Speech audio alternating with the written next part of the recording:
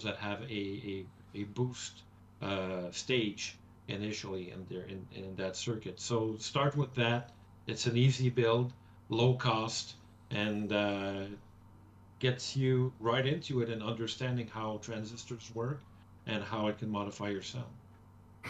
I make that recommendation all the time when people ask that question. I tell them that same pedal, that same build, because you have to do you have to do an input, an output, a power supply, a switch. Like all the fundamentals are there, but the PCB itself is very, very simple. So your chances for success are really high, which I think is important if you're just learning. To like actually have it work when you finish is a good thing. Um, Another one, if you're willing to take it a little step further, some of the early fuzz pedals have very few components and can be really easy to do as well. But I would totally uh, go with exactly what Hamill said. I tell people that all the time. A boost, a quick LB boost, always good. Yeah, I remember my first exposure to the whole DIY pedal thing was when I discovered the Build Your Own Clone website. And that's what they have right on Mm-hmm. their website. Their first thing is do the boost first, make the boost pedal, you know? I never did that. But I think my vector into doing all this was a little different. I didn't start making pedals until after I started screwing around with microcontrollers and Arduino and stuff like that, right?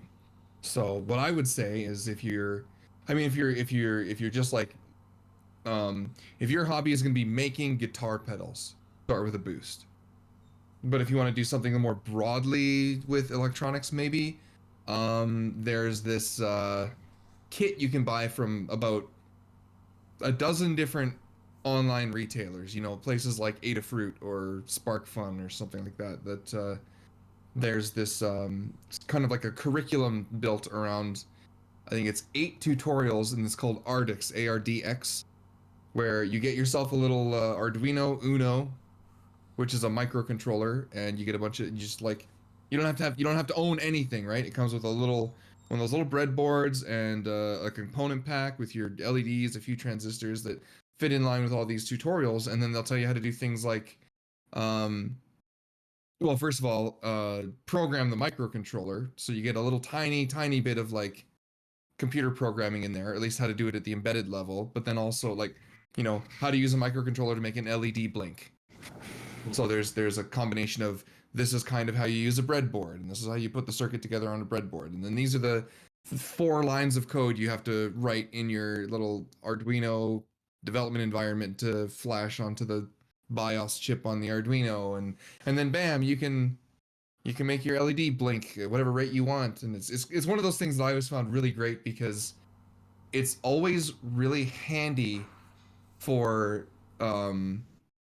confidence, for one, to see an immediate result like that. It's just a blinking light, but it's like you made it blink, and then you change your delay from 500 milliseconds to 50 milliseconds, and now suddenly it's like blinking all spastically, and it's like, wow, I did that, it's cool. And then you start learning about logic gates and all sorts of that stuff, and it really helps you learn how to use a breadboard. And the whole kit cost maybe 60, $80 or something like that. And so that's where I started, was messing around with microcontrollers. And I mean, that kind of stuff, I don't know, I always joke about how guitar players especially are like hardcore Luddites. Everything's got to be the way it was in the 60s. And I mean, I'm there for a lot of it. Tubes do sound better than transistors most of the time. I've got nothing against